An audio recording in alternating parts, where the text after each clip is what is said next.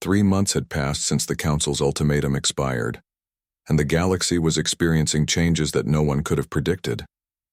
What had begun as a simple attempt to discipline humanity had evolved into a complete transformation of galactic civilization. The Council found themselves facing not just human defiance, but a galaxy-wide revolution that questioned every principle their society had been built upon. Chancellor Vex of the Zeltharians called an emergency session of the Council's remaining leadership. Reports were flooding in from across their territory, each more disturbing than the last. The Human Cultural Exchange Program had inspired independence movements on 17 different worlds. The breakdown of human-maintained infrastructure had caused economic collapse in 6 major sectors. Most alarming of all, 3 Council member species had announced their intention to withdraw from Council authority entirely. How did we lose control of the situation so completely? Chancellor Vex demanded of his advisors. We are the Galactic Council. We have maintained order and stability for over 2,000 years. How can one species cause this much disruption? His military advisor, General Theiss, looked exhausted from months of futile attempts to contain human activities. Chancellor, the problem is that we are trying to apply traditional solutions to a completely non-traditional opponent. Humans do not respond to military pressure because they do not think in military terms. They do not respond to economic sanctions because their economy operates in ways we do not understand. They do not respond to diplomatic pressure because they treat our authority as a social suggestion rather than a political reality. The truth was becoming clear to Council leadership, though few were willing to admit it openly. Their civilization had become dependent on humanity in ways they had never recognized. For centuries, humans had maintained their technology, managed their trade networks, operated their industrial facilities, and provided innovations that kept their economy growing. The Council had assumed that humans performed these roles because they were ordered to do so, but the current crisis revealed that humans had been doing these things because they chose to.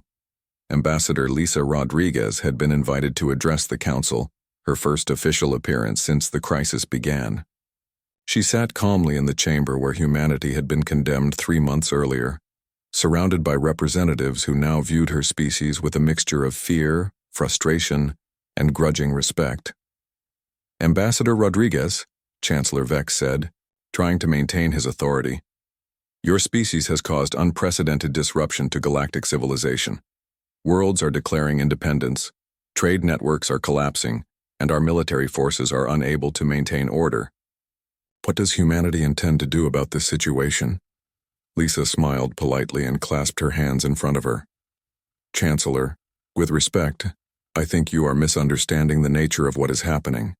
Humans have not caused this disruption. We have simply revealed disruptions that were already present in your system. When you tried to control us, you discovered that your control over others was not as complete as you believed.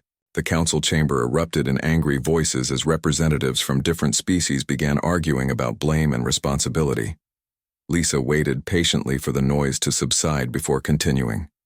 You asked us to submit to neural control because you feared our unpredictability. But unpredictability is not a flaw that needs to be corrected. It is the source of adaptation and growth. Your civilization has been stable for 2,000 years, but stability without change eventually becomes stagnation. Dr. Helen Brooks was providing additional insights to a Council scientific committee that had been formed to understand human capabilities. Her presentation to the galaxy's leading researchers was revealing the scope of human scientific advancement and explaining why the Council's assumptions about human behavior had been so completely wrong. You tried to predict and control human behavior using your understanding of order and hierarchy, Helen explained to the assembled scientists. But humans are not chaotic because we lack order. We are chaotic because we create new order constantly. Every human response to your ultimatum was both individual and collective, planned and spontaneous. You cannot control that because we do not control it ourselves. The alien scientists were struggling to understand concepts that challenged their fundamental assumptions about how societies should function. Their species had evolved highly organized social structures based on clear hierarchies and predictable roles. The idea that intelligent beings could function effectively without central control was difficult for them to accept. Meanwhile, the practical situation continued to deteriorate for the Council's remaining authority. General Thys had been forced to abandon his military blockade of human space because his ships could not effectively target an enemy that refused to engage in conventional warfare. Human vessels continued to appear and disappear throughout Council territory, but they were spreading culture and technology rather than conducting military operations. The Carathian military, which had been the pride of Council forces for centuries, found itself completely unable to combat an opponent that operated by entirely different rules. Traditional military doctrine was useless against humans who treated armed confrontation as an opportunity for cultural exchange and friendly competition. They invited our boarding parties to dinner, one Carathian commander reported to General Thys. When we attempted to seize their ship, they offered to teach our troops human card games and cooking techniques. Half of my soldiers now request assignment to human vessels because they find the work more interesting than military duty. The crisis deepened when several Council species announced their intention to establish independent relationships with humanity.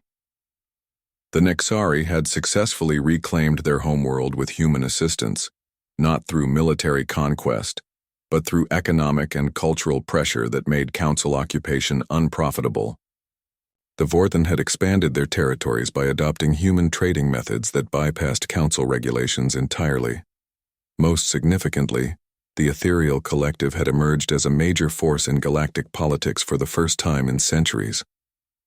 These energy beings had been dismissed by the Council as irrelevant because they could not be controlled through conventional means. But humans had established communication and cooperation with the Ethereals, creating alliances based on mutual interest rather than hierarchical authority. Carl Peters and his mining operation on New Denver had become a symbol of the new galactic economy that was emerging from the chaos. His facilities were producing resources at impossible rates while maintaining environmental standards that exceeded anything the Council had achieved. More importantly, his operation was being studied and copied by mining facilities throughout the galaxy, spreading human techniques and technologies to species that had never imagined such efficiency was possible. The secret, Carl explained to a delegation of alien engineers, is that we do not try to control the process completely. We create conditions that allow natural forces to work in our favor, then we adapt to whatever happens. Your methods try to force nature to obey your plans. Our methods work with nature to achieve better results. The human approach to problem solving was spreading throughout Council space, carried by the cultural exchange programs and technological demonstrations that continued, despite all attempts to stop them. Worlds that had been stable but stagnant under Council rule were experiencing innovation and growth that surpassed centuries of careful management. President Walsh addressed the galaxy again, her regular broadcasts having become a significant factor in galactic politics. Her words were being translated into hundreds of languages and discussed in government chambers throughout known space. The Council leadership seems to believe that chaos and order are opposites that cannot coexist, the President said from the Oval Office. But humans have learned that the most stable systems are those that can adapt to change. We do not seek to destroy the Council's achievements, but we cannot accept limitations on our ability to grow and explore. We invite all species to join us in building a galaxy where stability comes from flexibility rather than control. The invitation was being accepted by more species every day. The old Council structure was collapsing, but something new was taking its shape. Independent alliances, cultural exchanges, and economic partnerships were creating connections that crossed traditional political boundaries. The galaxy was becoming more chaotic in some ways, but also more dynamic and innovative than it had been in millennia. Ambassador Rodriguez prepared for what might be her final address to the Council. The representatives who remained were facing a choice between attempting to maintain their failing authority or accepting the changes that humanity had unleashed throughout their civilization. The decision they made would determine not just the fate of the Council but the future of galactic civilization itself. 2 weeks remained until the Council's deadline, and humanity's response was beginning to confuse every alien observer in the galaxy. Instead of preparing for war or surrender, humans were doing something that made no sense to the logical minds of the Council species. They were ignoring the ultimatum completely while engaging in activities that seemed random and purposeless. Captain Jake Morrison's ship was the first to disappear from Council monitoring networks.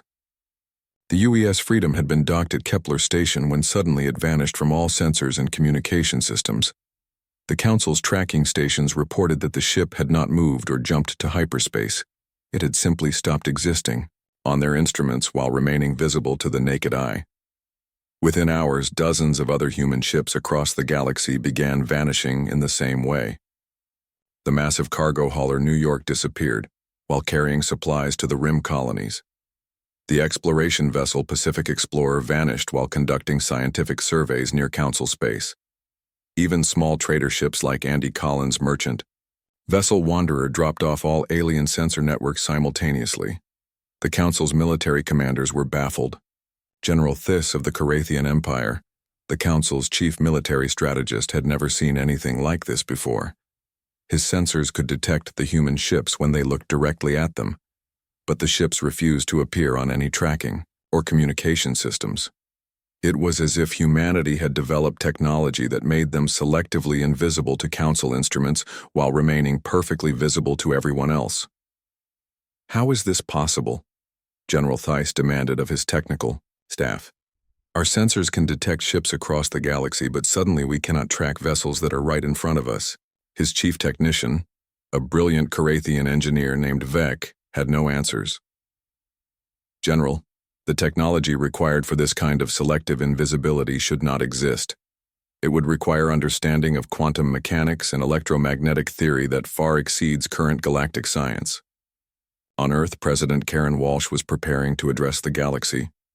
Her speech would be broadcast on all major communication networks, reaching billions of beings across hundreds of worlds. The president had spent days working on her response to the Council's ultimatum, and her words would shock every alien leader who heard them. Standing before the cameras in the Oval Office, President Walsh looked directly into the lens and spoke with calm authority. Citizens of Earth and the galaxy, the Galactic Council has made certain demands of humanity. They have asked us to submit to neural control, surrender our ships, and limit our expansion. We have reviewed these demands carefully and have decided to decline them.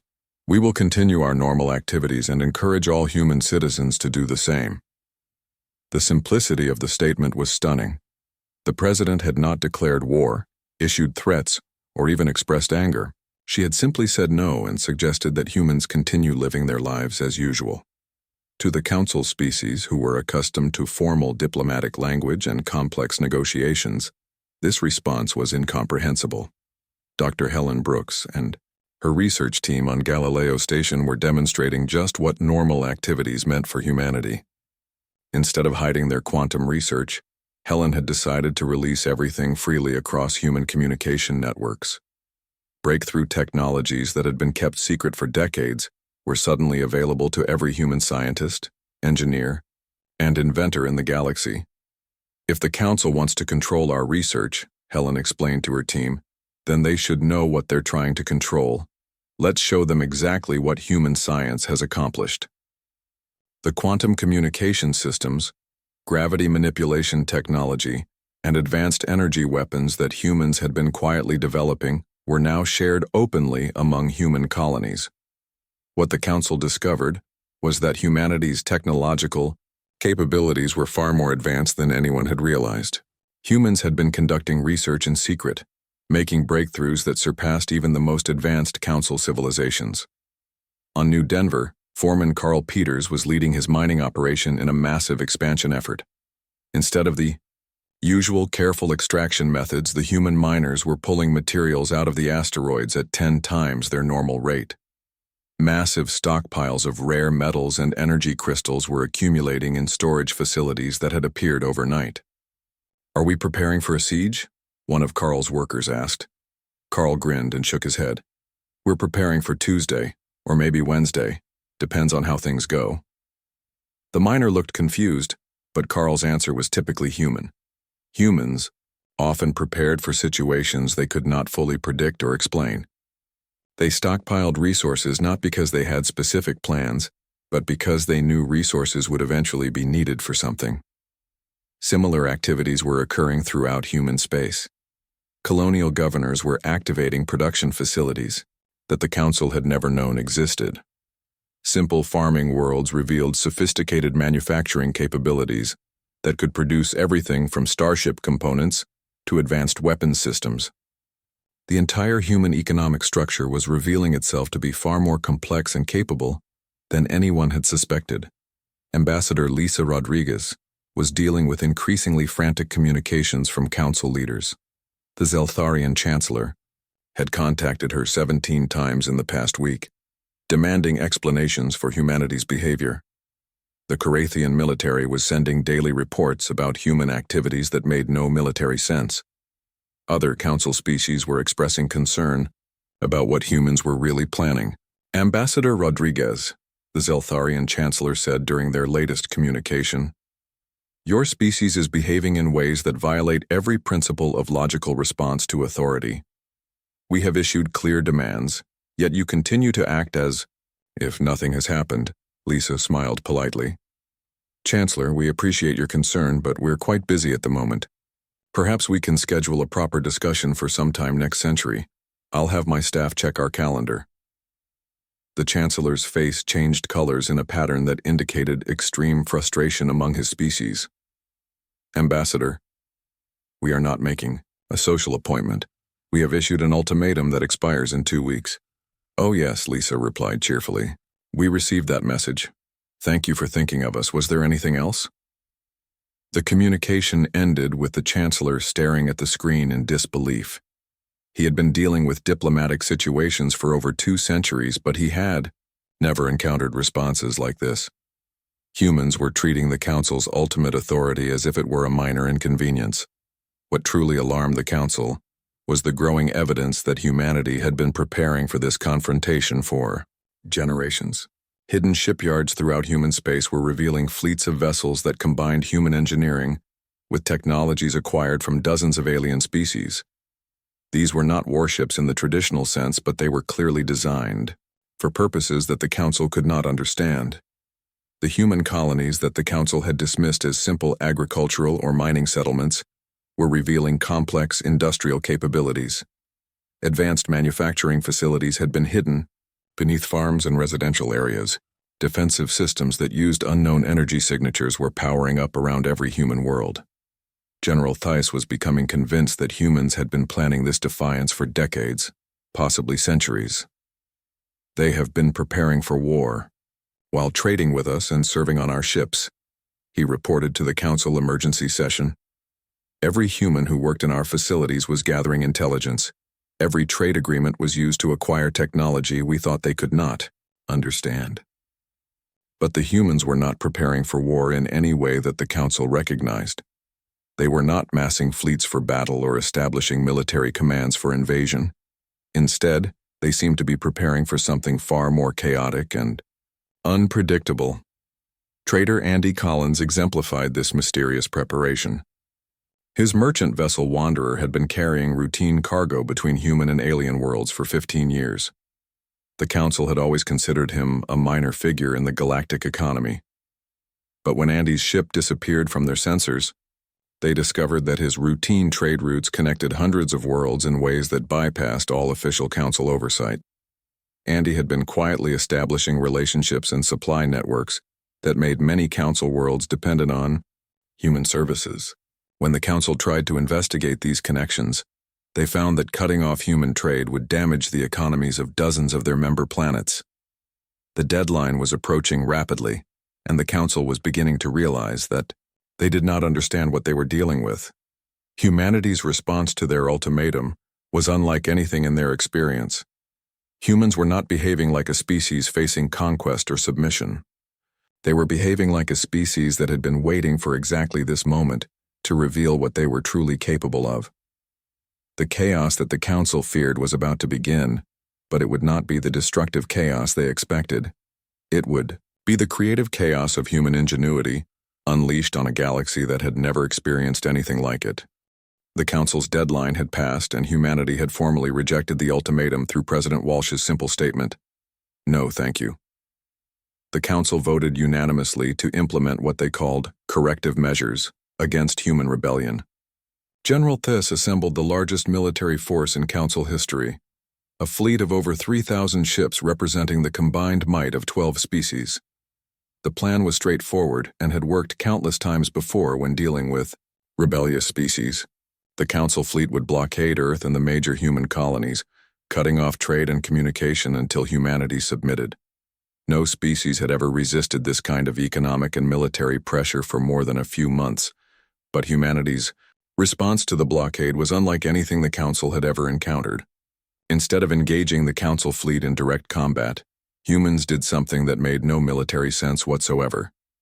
The missing human ships reappeared simultaneously across the galaxy, not at strategic locations or military targets, but at ordinary, civilian worlds throughout Council space.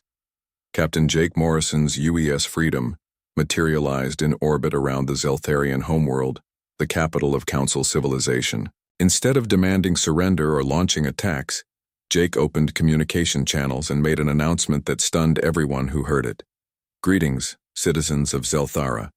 We are humans from Earth, and we would like to invite you to a party. We have brought music, food, and entertainment from our world. Everyone is welcome to join us." Within hours, massive pavilions were being constructed on the planet's surface. Human crew members were setting up stages, cooking facilities, and recreational areas. The smells of barbecue and fresh bread filled the air around the landing sites. Music unlike anything the Zeltharians had ever heard began playing from speakers that somehow made the sound feel alive and energizing. The Zeltharian government was horrified. They ordered their citizens to stay away from the human installations, but curiosity proved stronger than official commands. Thousands of aliens began gathering around the human camps, drawn by sounds and smells that appealed to senses they had never known they possessed. Similar scenes were playing out on dozens of Council worlds. Human ships had appeared at civilian locations everywhere, not as invaders but as hosts of the largest cultural exchange program in galactic history. Captain Amy Parker's vessel had materialized near a Carathian university and immediately began offering demonstrations of human art, literature, and philosophy. Sergeant Dan Collins's ship had appeared at a mining world and started teaching alien workers human songs and games. The Council's military commanders were completely unprepared for this kind of response. How do you fight an enemy that wants to throw parties for your civilians? How do you maintain military discipline when your own troops are requesting permission to attend human cultural events? Meanwhile, the economic aspects of humanity's resistance were becoming clear to Council leadership. Trader Andy Collins and thousands of other human merchants had spent generations establishing trade networks that the Council had never fully understood. When the Council tried to cut off human commerce, they discovered that these networks were essential to the functioning of their civilization. On the industrial world of Krex Prime, factories had been running smoothly for decades under human management. When the human workers disappeared overnight, the facilities began shutting down due to technical problems that only humans knew how to solve. Similar situations were occurring throughout Council space. Humans had quietly become the backbone of galactic infrastructure, and their sudden absence was causing system failures everywhere. Dr. Helen Brooks' quantum research was proving its value as human colonies demonstrated technologies that should have been impossible. On New Denver, Carl Peters and his miners were using gravity manipulation devices to move asteroids like toys. The mining operation was producing resources at rates that defied conventional physics, stockpiling materials faster than entire star systems could consume them. Human colonies were revealing defensive capabilities that made the Council's military blockade irrelevant, energy shields that redirected attacks into harmless light shows, weapon systems that disabled enemy ships without harming the crews. Most disturbing of all, transportation technology that allowed humans to move freely between worlds regardless of Council blockades. But the real masterstroke of human resistance was something the Council had never anticipated. For centuries, humans had been making contact with species that the Council had ignored, forgotten, or actively oppressed. Rebel groups, independent traders, and entire civilizations that existed on the fringes of Council space had been quietly forming relationships with humanity. These allies did not join the human military effort in any conventional sense. Instead, they began their own acts of rebellion and independence throughout the galaxy. The Nexari, a species the Council had conquered decades earlier, suddenly declared their independence and began demanding the return of their homeworld. The Vorthan pirates, who had been contained to a small sector of space, began expanding their operations and disrupting Council shipping lanes. Most significantly, the Ethereal Collective, a group of energy beings that the Council had dismissed as irrelevant, began interfering with Council communication networks. Suddenly, Council commanders found themselves unable to coordinate their forces or maintain contact with their home governments. General Thys was facing the collapse of everything he understood about military strategy. His massive fleet was supposed to intimidate humanity into submission, but the humans seemed to view his ships as an amusing inconvenience rather than a threat. Worse, his own troops were becoming demoralized by the complete ineffectiveness of traditional military doctrine against human tactics. How do we fight an enemy that refuses to fight? General Thys asked his staff during an emergency meeting. Every time we move against human positions, they disappear or invite us to dinner. When we try to blockade their worlds, they ignore the blockade and continue trading through methods we cannot detect or stop.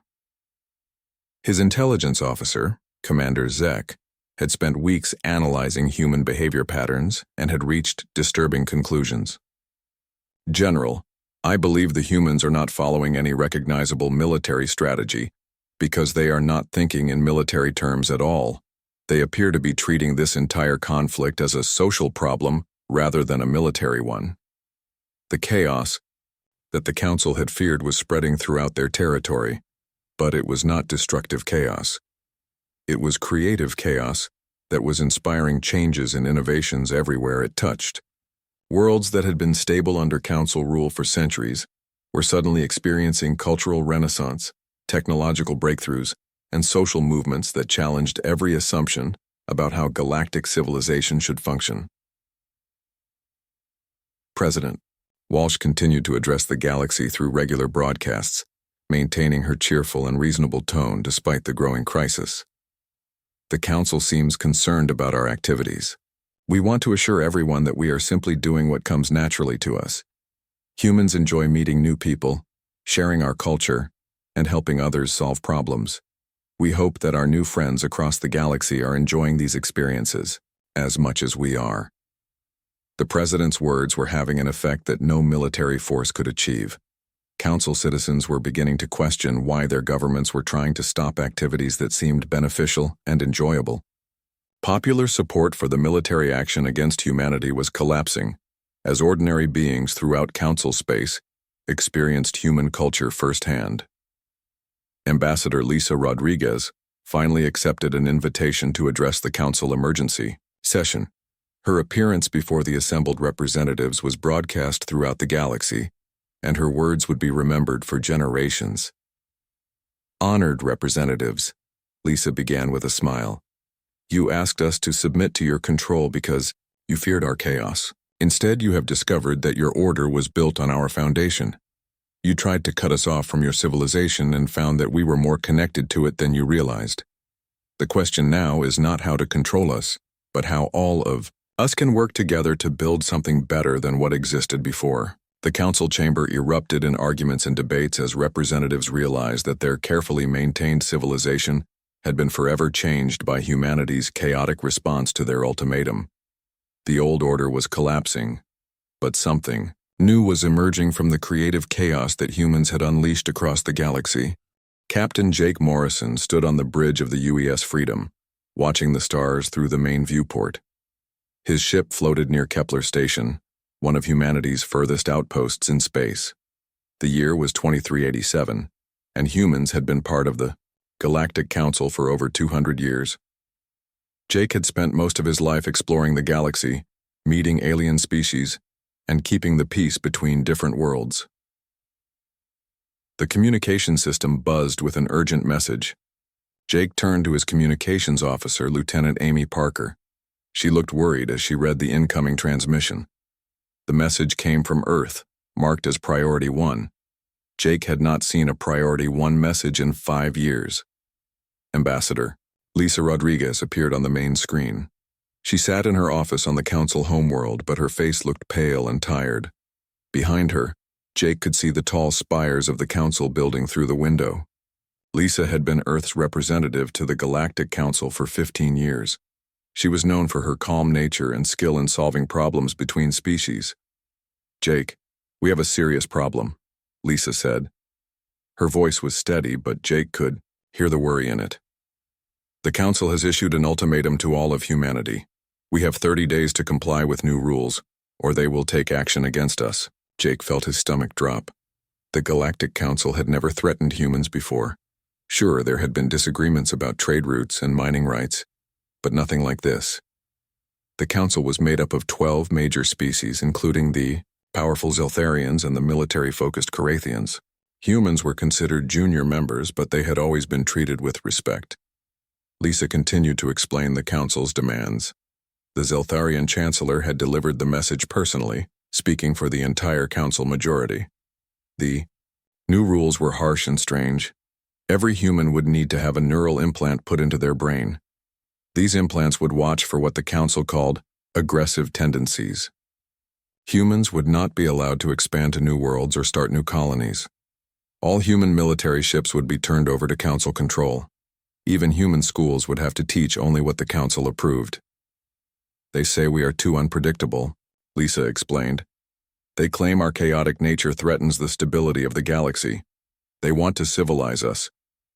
Jake looked around his bridge. His crew was listening to every word. Sergeant Dan Collins, his security chief, had his hands clenched into fists. Dr. Helen Brooks, the ship's science officer, was shaking her head in disbelief.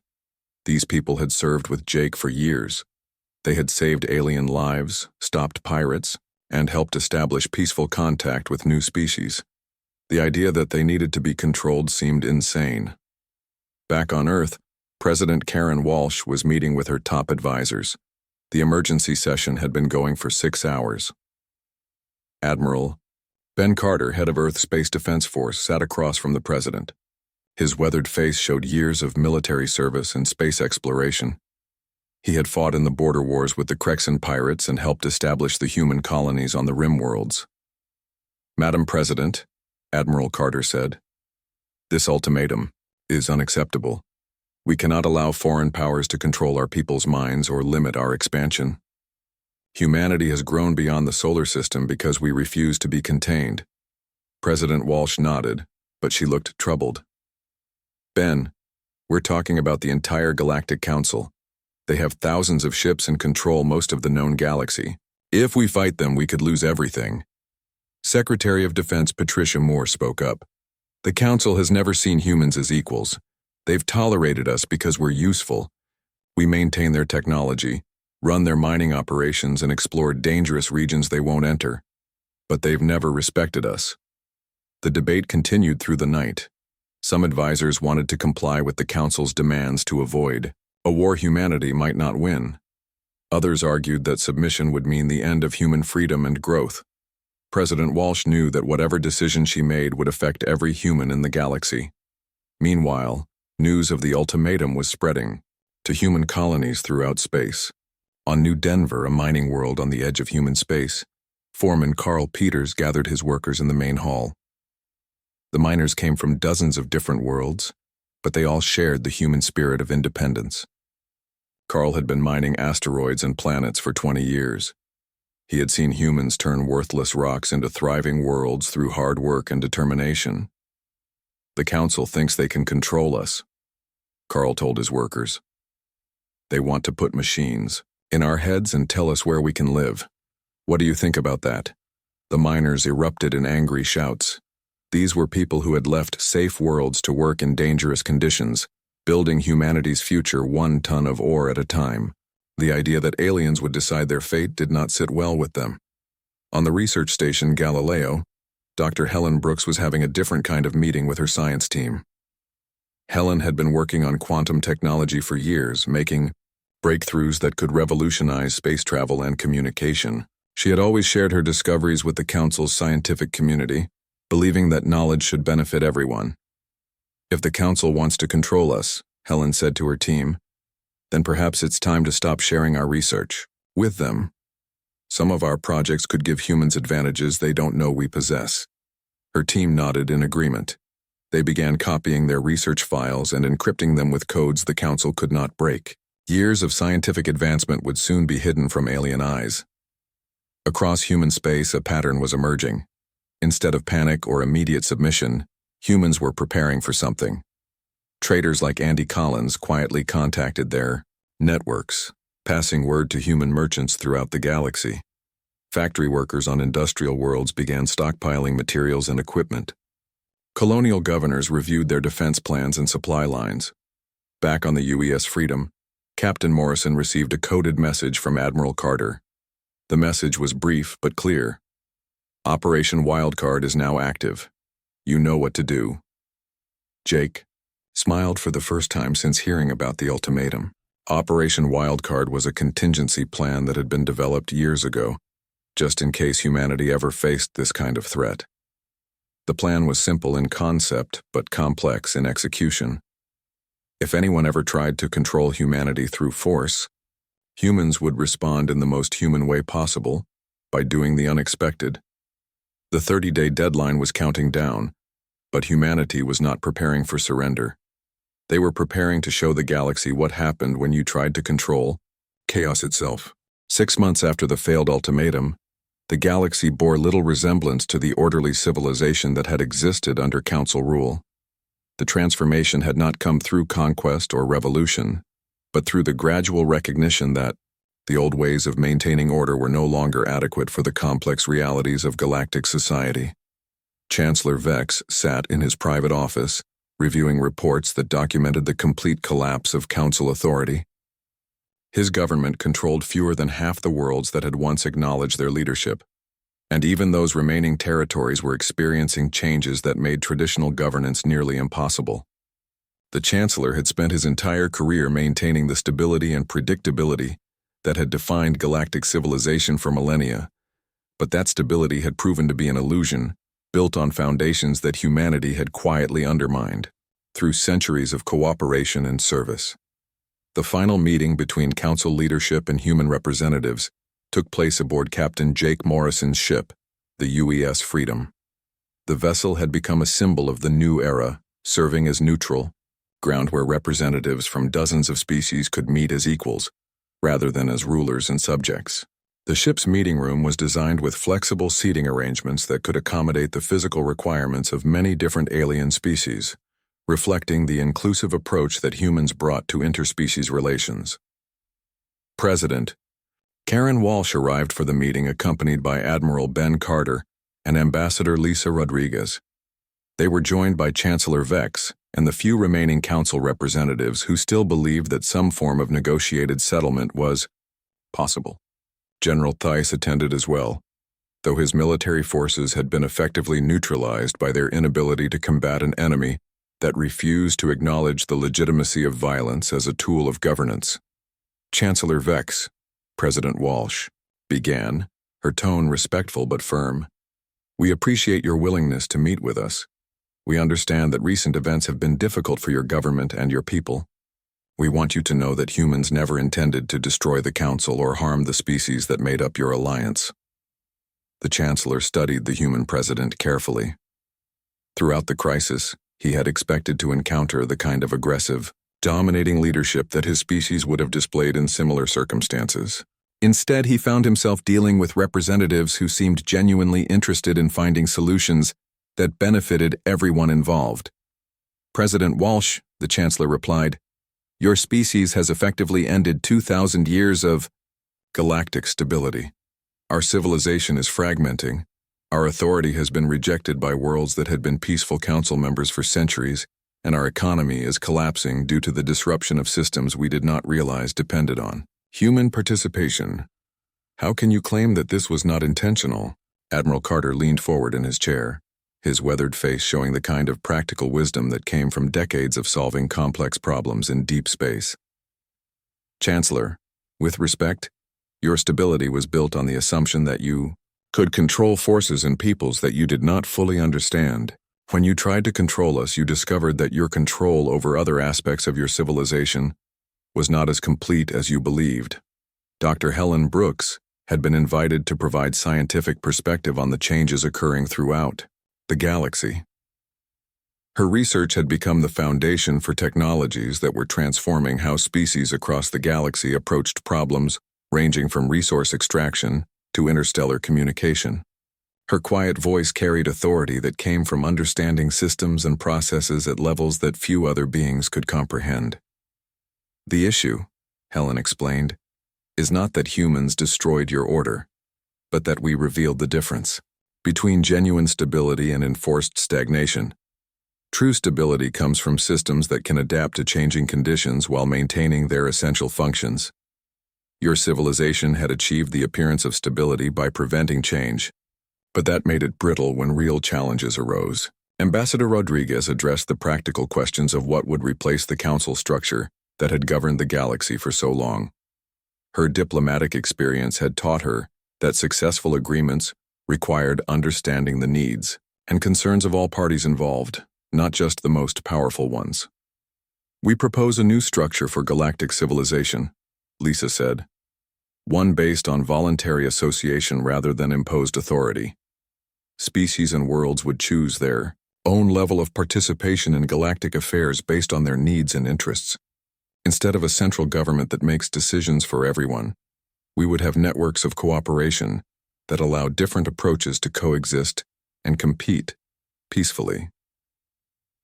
The concept was revolutionary for species that had spent millennia under hierarchical systems, but it reflected principles that humans had been implementing throughout their expansion into space.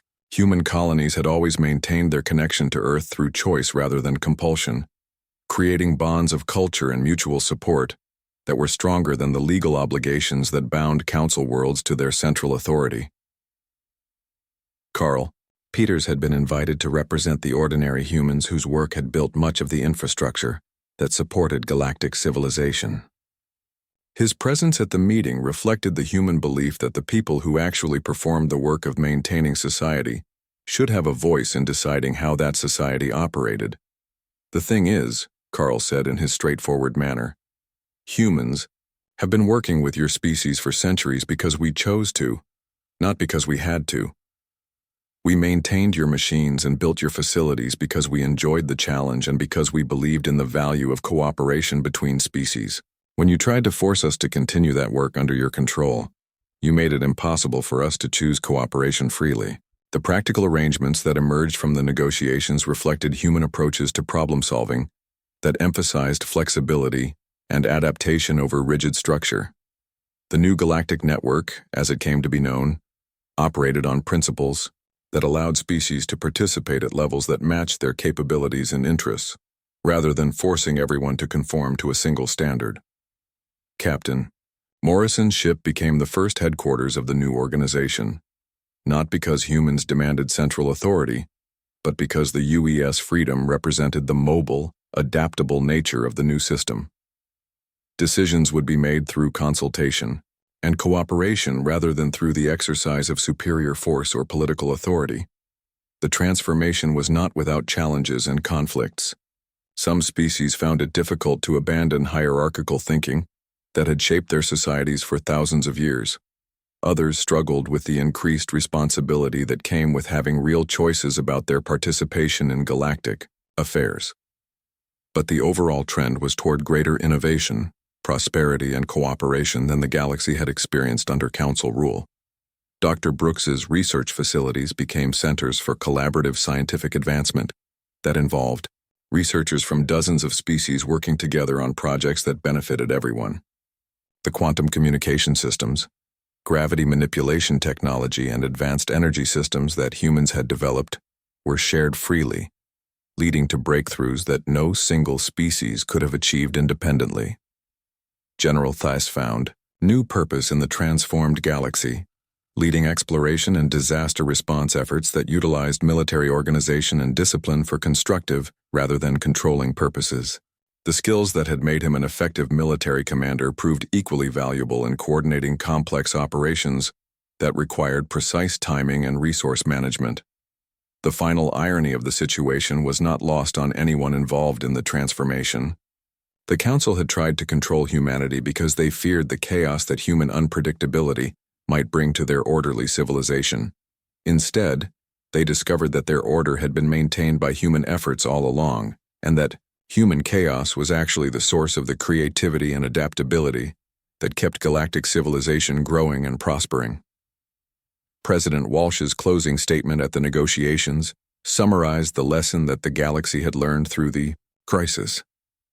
The Council tried to control humanity and chaos began, but it was not the destructive chaos they feared. It was the chaos of growth, of change, of life itself refusing to be constrained by artificial limitations. We did not destroy your order. We helped it evolve into something better. The galaxy that emerged from the crisis was more complex and less predictable than the one that had existed under Council rule. But it was also more dynamic, innovative, and responsive to the needs of its diverse inhabitants. Humanity had not conquered the galaxy through superior force or cunning manipulation. They had accidentally taught it that true strength came from embracing change rather than resisting it, and that the most stable societies were those that could adapt and grow rather than those that simply maintained existing conditions. The chaos that the Council had feared became the foundation for a new kind of galactic civilization